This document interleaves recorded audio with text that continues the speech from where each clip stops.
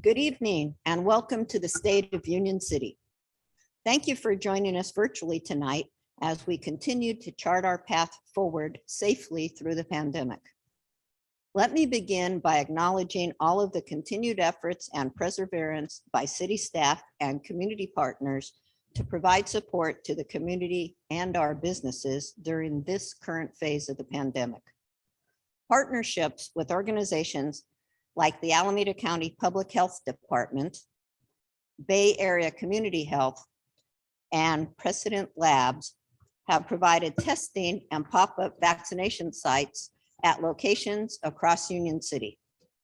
Over 11,000 lunches, bags, and boxes of groceries were handed out to seniors throughout the pandemic through partnerships with Daily Bowl, Spectrum, Tri-City Food Bank, Centro de Servicios, and the USDA Farm to Families Food Box Program in conjunction with Daylight Foods and Bay Cities Produce. The city has continued to find ways to support renters, nonprofits, and businesses who are fighting their way through the pandemic. Since these programs have been in place, approximately $245,000 in financial relief has been distributed to 54 renter households containing 200 household members. Funding from the Community Development Block Grant, or CDBG, and Coronavirus Aid, Relief, and Economic Security, or CARES Act, provided through the CDBG Coronavirus Program, was utilized to help provide assistance for residents who have struggled to pay rent during the COVID-19 pandemic. $294,000 in grants have been awarded and or committed to 32 small businesses through the city's Road to Recovery Small Business Assistance Program, which is federal pass-through money also provided by the CDBG program via the CARES Act in order to assist businesses that were impacted by the COVID-19 pandemic. In total, the city has been able to allocate approximately $980,000 in federal funding from both the CDBG and CARES Act programs to help residents during the COVID-19 pandemic. And we want to thank East Bay Community Energy for awarding $50,000 to Union City nonprofits who are serving vulnerable residents through food programs. The city was able to award 8 organizations with food security grant funding to continue to be able to provide food to vulnerable residents. I want to recognize you, my fellow Union City residents, for taking the pandemic seriously, continue to follow health guidelines, and getting vaccinated. Today, I am proud to report that 85% of Union City residents are fully vaccinated, which closely parallels with 83% of total Alameda County residents that are vaccinated. Join me in encouraging those who aren't vaccinated to do so. The vaccine is widely available, and there is plenty of factual information that can help people arrive at the conclusion that the vaccines are safe for people to take. Tell your unvaccinated friends and family to check out the City of Union City's YouTube channel, where they can hear local Union City residents from all backgrounds talk about why they chose to take the vaccine. We also want to take a moment to honor the 59 Union City residents whose lives were taken in the last 18 months from the coronavirus. As the Delta variant has ravaged the United States over the last few months and other variants emerge, many of us certainly were hoping for a different outcome by now. But there is no doubt that we will all look back on this moment years from now, understanding that we did what we needed to do in order to outlast the coronavirus. What we will certainly take away from the pandemic is that emergency preparedness is critical to our readiness in managing the next crisis. I want to acknowledge the frustration that some residents have felt by their perceived lack of response from the city. However, the city has been very focused on providing services during this trying time. We appreciate your patience as COVID-19 has a direct impact on staffing levels and response times. Despite the pandemic, the city has continued to make significant progress in the last year towards implementing our 5-year strategic plan. As we approach the midpoint of the plan's life cycle, we have already experienced the benefits of our discipline and accountability to the strategic plan.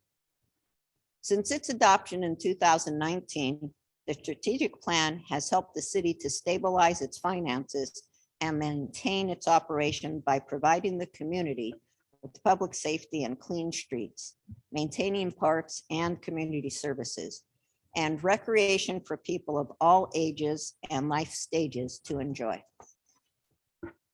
The strategic plan has also helped the city focus on organizational improvements that aim to help the city operate more efficiently and effectively so that we can optimize and focus city resources. To improve customer service, our Public Works Department now has a service request and reporting form online. Residents can easily access online services in real time to report issues like graffiti, street potholes, street light outages, and illegal dumping on city streets. The strategic plan has helped to create a culture of fiscal prudence and discipline within the city organization and on the city council by giving us a tool to properly vet programs, policies, and new ideas, as well as a system where we now prioritize them based on available resources and data.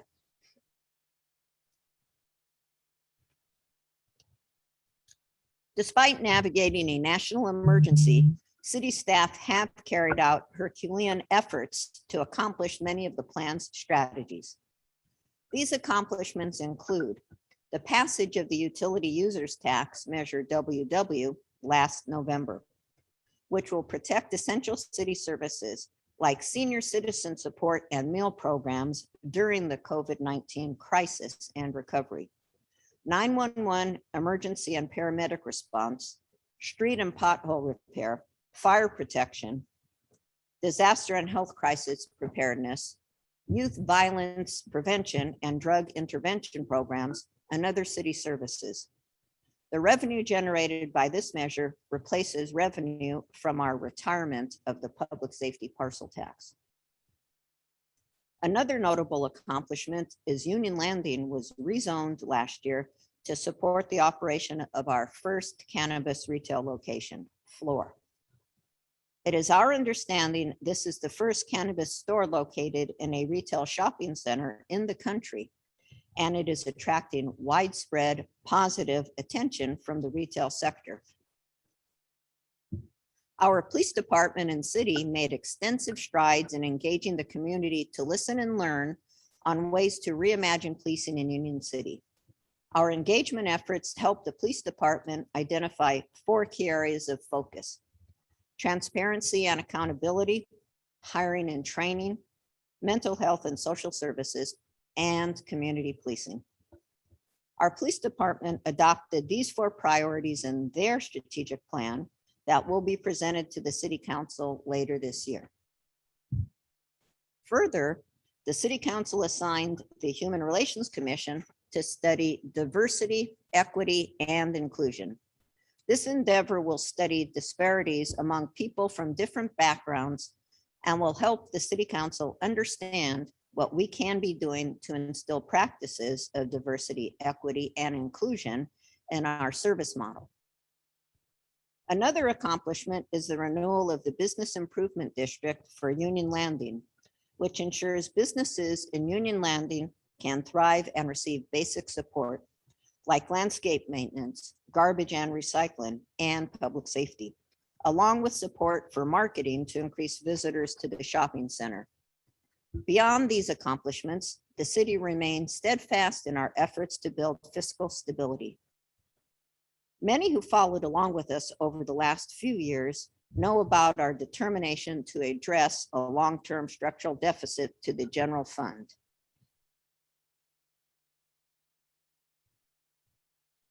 The city's fiscal condition worsened due to the impact of the economic decline brought on by the shelter-in-place order and health guidelines due to coronavirus. In total, we expect to lose over $13 million in general fund revenue by the time the economy is expected to recover from the pandemic. However, through disciplined fiscal planning and a lot of belt tightening, plus voter support of the half-cent sales and utility users tax measures and federal stimulus funds from the American Rescue Plan Act, Union City has established fiscal stability for the next 3 years. While we are incredibly relieved to know that our fiscal situation is intact for the next few years, we are not resting on our laurels. The general fund receives over 15% of its revenue from the 2 voter-approved measures that I just mentioned. The half-cent sales tax was first approved by voters in 2010 and renewed by voters in 2014. This measure is set to expire in 2025, just over 3 years from now. The utility users tax was approved by voters in November 2020 and expires in December 2028. Both measures are expected to raise a combined $11 million per year in general fund revenue, which goes towards essential city services such as public safety, street and park maintenance, disaster preparedness, and youth violence prevention. We will continue the conversation with the community on the importance of the need to keep these measures in place beyond their expiration dates to continue to provide essential city services. Now I will tell you about other important council topics. The city is committed to sustainable practices and renewable energy. As a result, we have incorporated them into our strategic plan. One way we do this is through our affiliation with East Bay Community Energy, the public power agency that has served Alameda County since 2018. East Bay Community Energy provides greener energy at lower rates for our residents. They are doing great work on our behalf. For more information about their programs and resources, I encourage you to check out their website and sign up for their newsletter at ebce.org. Another step the council has taken to address sustainable practices is to adopt a new ordinance to increase the collection of organic waste and recoverable food. This ordinance is required as a result of the state's new legislation, AB 1383, to reduce greenhouse gases. By diverting organics from the waste stream, the city will help meet the state's climate action goals. More information will be shared as the new ordinance is rolled out over the next several months.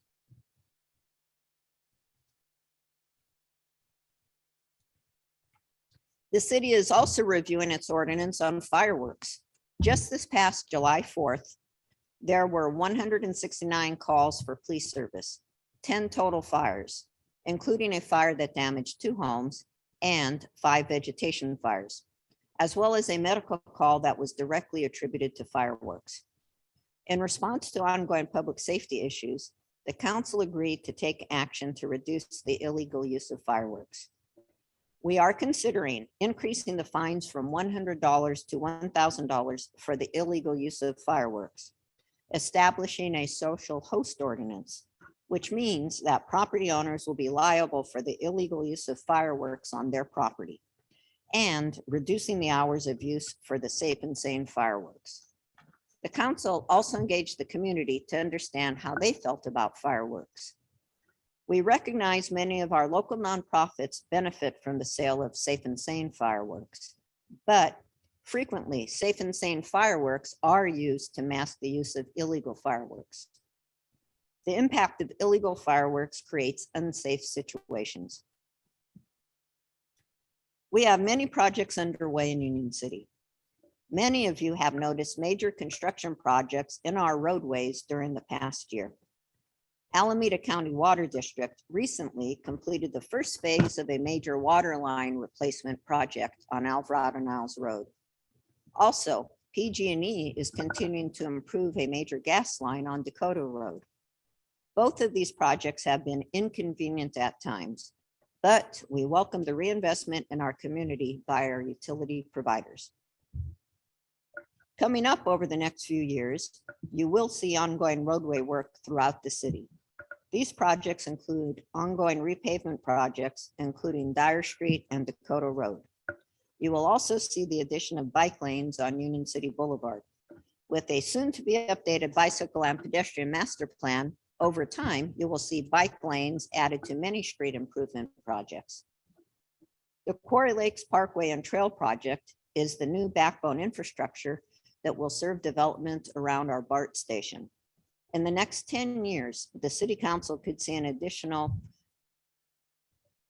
2,000 units of housing built around BART.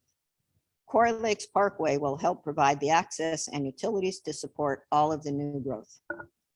A critical element of this circulation corridor is the construction of bike lanes and a multi-use path that will link Mission Boulevard and the hillsides to regional parks and regional bike paths and trails, including Quarry Lakes and Alameda Creek.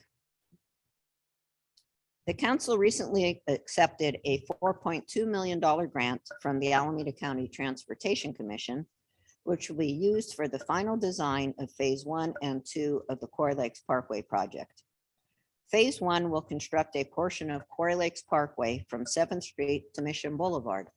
Phase 2 will construct a portion of Quarry Lakes Parkway from Old Alameda Creek to Alvarado Mills Road and will realign the existing Quarry Lakes Drive adjacent to Old Alameda Creek. Construction on the east side of our BART station was recently completed with a widened platform with new stairs and new escalators. The new east entrance to our BART station is complete. Preparation of the bid package to construct a new pedestrian crossing across the Union Pacific Railroad tracks is underway. The pedestrian crossing is a joint effort by Union Pacific Railroad and Union City. We expect a ribbon cutting for the new crossing in 2022. As a reminder, the state requires the city to have a housing plan. The housing crisis is so critical, the state is imposing stricter penalties than in the past if cities do not meet their goals. As part of the station district build-out, one of those areas of growth is called the Gateway site, or the Caltrans site, located near Arroyo Park and Alvarado Mills Road. We have assumed responsibility for the property from Caltrans and have marketed it for residential development. Adding a new residential neighborhood on this property has been a goal of the city since 1985. This will bring more than 300 new units of needed housing to our community, and a minimum of 25% of the housing will be affordable. Preliminary discussions are underway with a developer that the city has worked with in the past. We expect housing construction to begin in about 2 years, after entitlements are approved and the environmental impact process is complete. We also recently approved entitlements for over 900 units of housing in an area called Station East. This is about 26 acres, including the former Air Liquide site located at 7th Street and Dakota Road. The development will include apartments with a grocery store on the ground floor and retail services along Dakota Road, ownership condominiums, and 146 units of affordable housing. As to the 81 units of affordable housing to be built between D and E streets on Mission Boulevard that we call Lazuli Landing, the developer hopes to move forward as soon as the funding is secured. In addition to the creation of affordable housing, the city is now able to provide more services for the unhoused with grant funds. We have been operating our Caravan Safe Parking program since 2016, which serves individuals and families who are experiencing homelessness. Other cities have replicated our program. Due to staffing limitations, program participants have not been receiving case management services. We have recently applied for and secured over $1.5 million in grant funding from the state to address homelessness over the next 5 years. These grant funds will be used to hire a full-time homelessness case manager and a part-time outreach worker. They will ensure Caravan participants and other unhoused individuals within Union City receive case management services to transition them into housing. Our staff will also be making contact with unhoused residents to connect them to mental health and social services.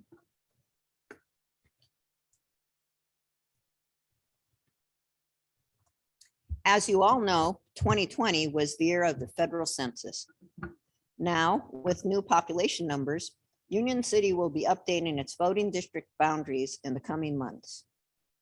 In November, the council will have an overview of the redistricting process, and final boundary adjustments are expected in early 2022. Any changes to the district boundaries will be applied to the November 2022 election. And speaking of the 2022 election, 3 seats are up for election on the city council. As a result of term limits, 2 council members are termed out, so we will see a change of the makeup of the city council. I urge all Union City residents to stay engaged. Your voice and your vote are important to the future of the community. I'm going to circle back to the strategic plan to remind residents that we on the city council voted unanimously on 5 priorities for the coming year, and staff is working on all of them. The 5 city council priorities are to generate more tax revenue needed for long-term fiscal sustainability, to recruit, retain, and plan for future staffing needs, to improve and streamline the development process, to address homelessness, to build staffing and technology infrastructure to develop the Station District, construct Quarry Lakes Parkway, and prepare for future housing development.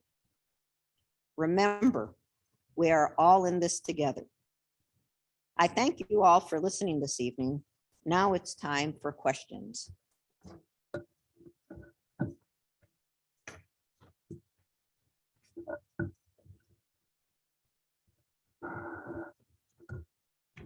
We might be having some technical difficulties right now, just so you know what I'm doing. I'm looking at a screen to show the questions. Oh, okay, they are up now. So thank you for your patience. So the first question is, what is the city doing to address homelessness? Well, as I just mentioned in the report, we've recently secured funding for $1.5 million to add 2 staff members, a full-time and a part-time staff member for case management and outreach workers. You haven't seen more done prior to this because, as we've talked about, we are short-staffed. And by bringing these 2 on that will specifically addressing homelessness, we will be able to handle those that are on the streets more effectively than we have in the past. Now, its next question is there a plan to repair the 7 Hills Court asphalt? It is cracked. What I would say is in Union City, our Public Works Department does have a street pavement management plan, and they go through every street in the city and give it a grade and put it on a schedule for repavement.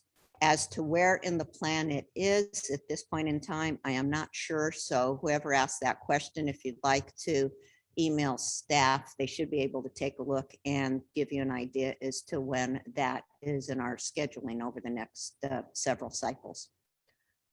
Okay, the next question is, what is the city doing to address COVID-19 testing? As I mentioned at the outset of the presentation, we do have Predicin Lab that has been providing testing and pop-up vaccination sites all across Union City. If you'd like those exact locations, again, please do contact City Hall so we can get you information as to when and where they are.